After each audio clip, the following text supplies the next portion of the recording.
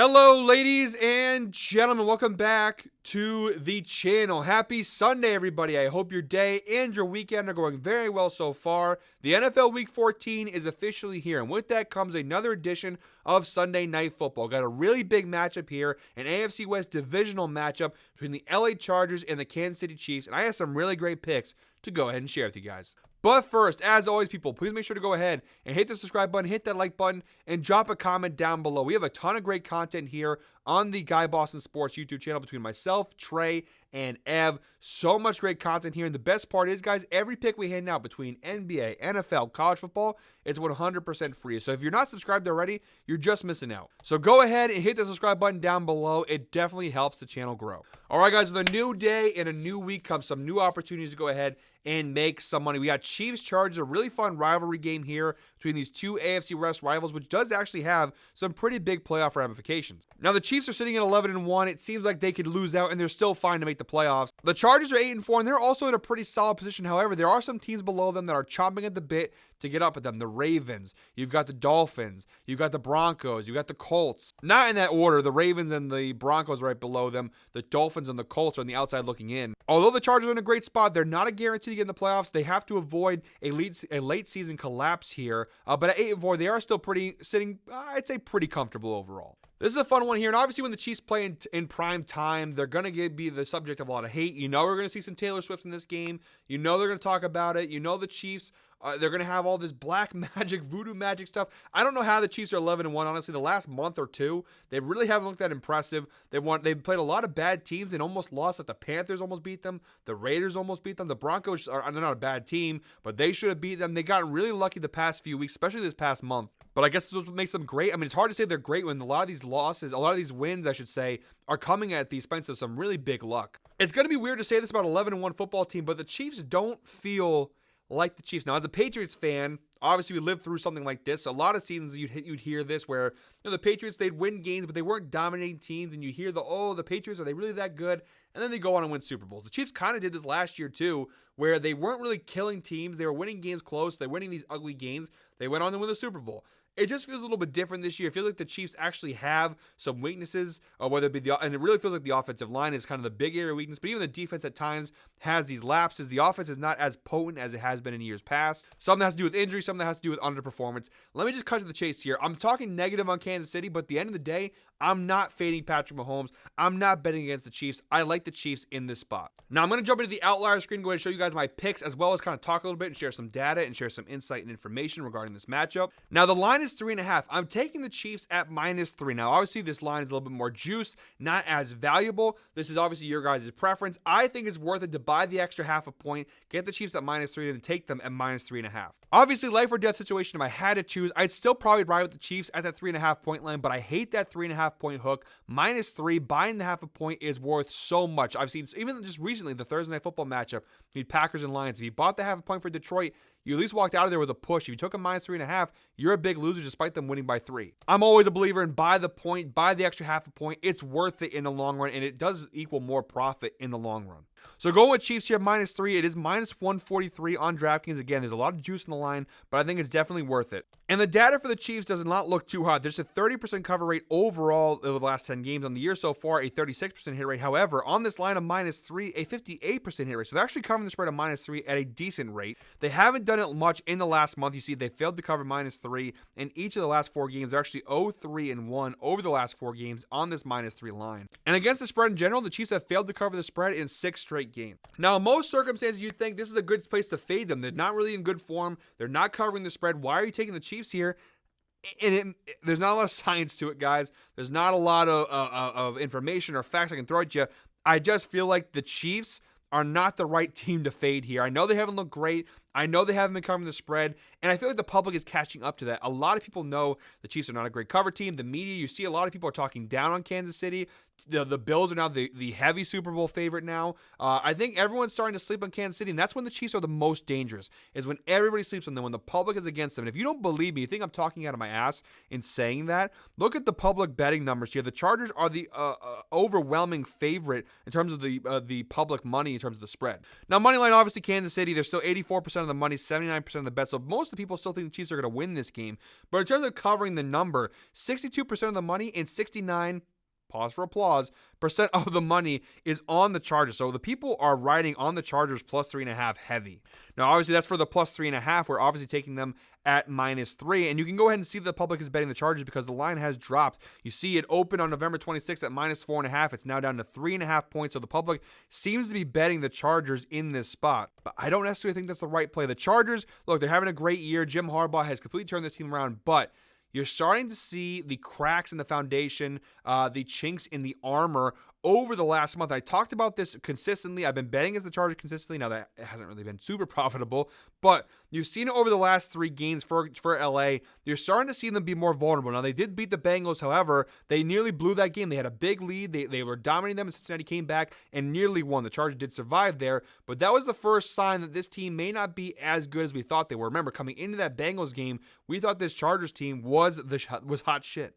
They lose to Baltimore, and again, they played well enough. They had a nice lead. They blew it again. And then they played Atlanta last week. They played absolutely awful. Atlanta just basically said, hey, we don't want to win this game. Take it. But the Chargers did not play well. The Falcons just played worse. And I think a lot of the Chargers numbers and the positive numbers for the Chargers come from a bit of a cupcake schedule. You see that run there. They played the Saints and the Browns and the Titans, and the Cardinals when the Cardinals weren't that great, and the Broncos when the Broncos hadn't hit their stride yet. They were on a nice little easy run here, but when they played tougher competition, you've seen the Chargers aren't, I would say, a great team. They're still a solid team. They still play tough in these games, but I do think when they play the tougher competition, they show there's still some work to be done in LA. The insights provided by Outlier, the Chargers are 2-6-1 against the spread, just a 22.2% hit rate in their last 9 games versus top 10 scoring defenses. You also add the fact that Ladd McConkey might not play in this game. He's questionable at the time of recording. We don't know if he's going to play or not here. That's a big deal. This is not a Chargers offense that is really that great. They're 18th overall in scoring. They're 24th in passing. This is not a great passing offense in general, but if you take Ladd McConkey,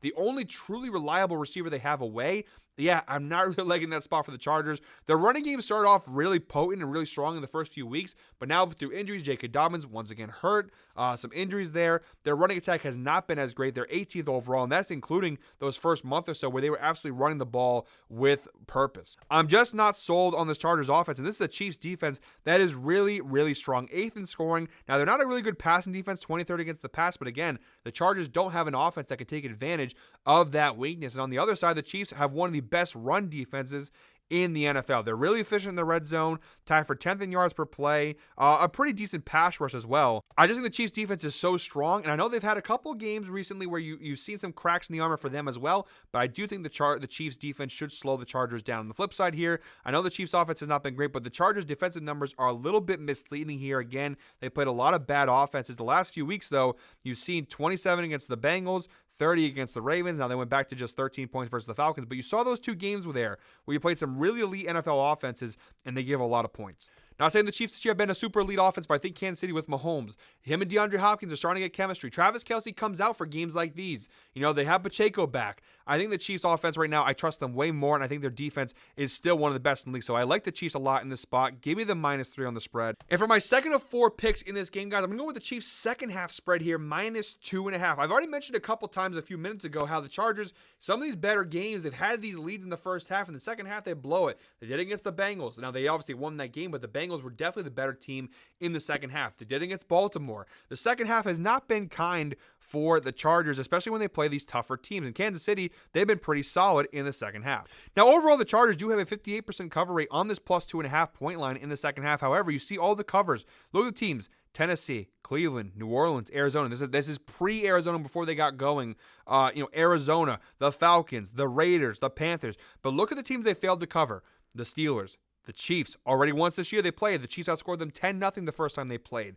The Broncos, the Bengals, the Ravens. All these teams where they play the tougher teams, the second half, those teams have dominated them. 16-10 they lost to Baltimore. 21-10 they lost to Bengals in the second half. 13-0 versus Pittsburgh, 10-0 versus Kansas City, 16-3 versus Denver. When they played these better teams in the second half, the Chargers have struggled. I don't think that changes here. I like the Chiefs a lot here, -2.5. Again, the last time they played, the Chiefs did cover this line of -2.5 in the second half. In 2 of their last 3 meetings dating back to last year, they covered the line of -2.5 in the second half. And it's minus 105 odds too, so really good value. And again, overall, the Chiefs, they are covering this spread at a 58% hit rate. They haven't covered it in each of their last 3 games. They've struggled a little bit in the second half versus Buffalo, Carolina, and Las Vegas. But overall on the year, the Chiefs have done a good job of covering this number in the second half. And to backtrack quickly, I do apologize. I don't know how I forgot to mention this in my ramble there. The Chiefs have won each of the last 5 meetings with the Chargers, and at the line of -3, they've covered it in 2 of the last 3 meetings against the Chargers. So the Chiefs have kind of dominated this rivalry of late. You see, the only time they failed to cover that was back last year on January 7th. The Chiefs won 13-12, really low scoring game,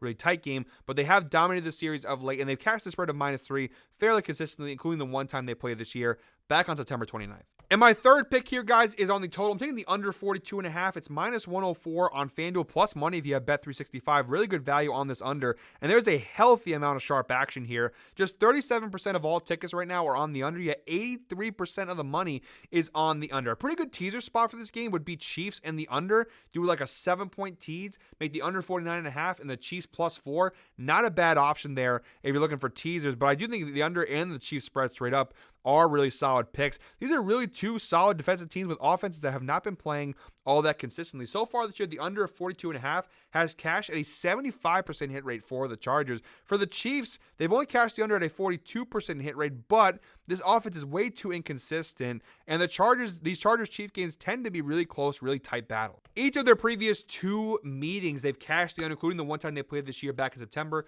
17-10. We also have the insights provided by Outlier. The under has hit in 20 of the Chargers' last 27 games. 74% hit rate. Now, some of this is hardball. Some of this goes to the Brandon Staley days. But the unders when it comes to LA, yeah, it's been a pretty good run here for the Chargers. Even this year, like we said, overall this year, 75% hit rate on this under of 42.5. So the under feels like the right play here. These games in the last year or two have been more low-scoring, tighter battles here. So I like the under of 42.5. And my final pick of this game, guys, if you watch these videos every Sunday, you know I do an anytime touchdown player prop to end every video and a giveaway contest. It's very simple. All you have to do is comment the name of the player down below in the comments, and if this touchdown hits, if this player cashes his touchdown prop, one lucky commenter will win a free $25 Amazon gift card. Our anytime touchdown player prop for this game, guys, is DeAndre Hopkins anytime touchdown. We're getting it for plus 260 on FanDuel. Really good value. So, guys, make sure to go ahead and comment DeAndre or comment Hopkins or comment D-Hop or DeAndre, some variation of his name.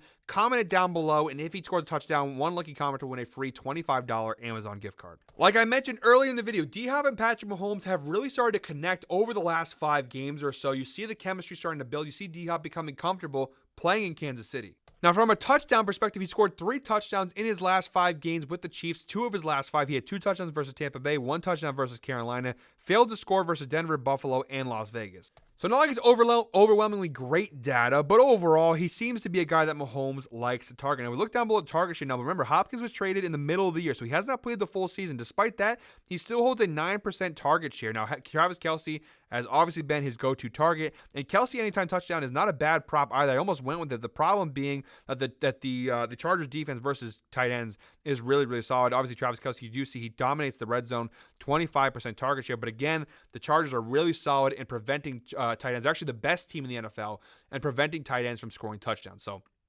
not a great matchup from that perspective there. However, Hopkins, again, he's only been there for a few games. Actually, we can go back and pinpoint how many games he's been there. I forget. I know it's middle of the year. The Raiders. So since October 27th. So he's had 1, 2, 3, 4, 5. He's played 6 games so far with the Chiefs out of their possible 12 games. So half of their games, okay? He's played 6 out of 12 games. And yet, despite not playing the first 6 games, he is still 4th in red zone target share, 9.7. Remember, Kelce's been there all year long. Hunt was another kind of late addition. And then Xavier Worthy's been there all year long. Hopkins has already climbed to the top of that leaderboard. In targets overall, they are 3rd in targets overall, 9% target share. Again, only Kelce and Worthy are higher. They have played all the games this year versus Hopkins has only played in 6 games. So he's obviously in 6 games, 36 targets. You can't really beat that number there. Obviously, Mahomes is going to keep going to him more and more. With all the injuries, he is the number 1 wide receiver in this offense. I expect him to go to Hopkins early and often in this game. Overall, the Chargers don't give a lot of touchdowns, but versus wide receivers, they're actually 18th, averaging 1 touchdown per game to opposing wide receivers. So overall, if you look at a matchup for a touchdown here, it's the one area where the Chargers defense is not great versus running backs versus tight ends. They're really good at stopping touchdowns versus wide receivers. They are bottom half of the league. So guys, that is it for me today. Thank you very much as always for watching. One more time, guys, please make sure to go ahead and hit the subscribe button, hit that like button, and drop a comment down below. I'll be back next week with another Sunday Night Football picks video. But until then, guys, I hope you're all winners. Enjoy NFL Week 14 and enjoy Chiefs Chargers. It's going to be a fun game, guys. I know I'm going to enjoy it. I hope you do too. We'll see you all back here next week.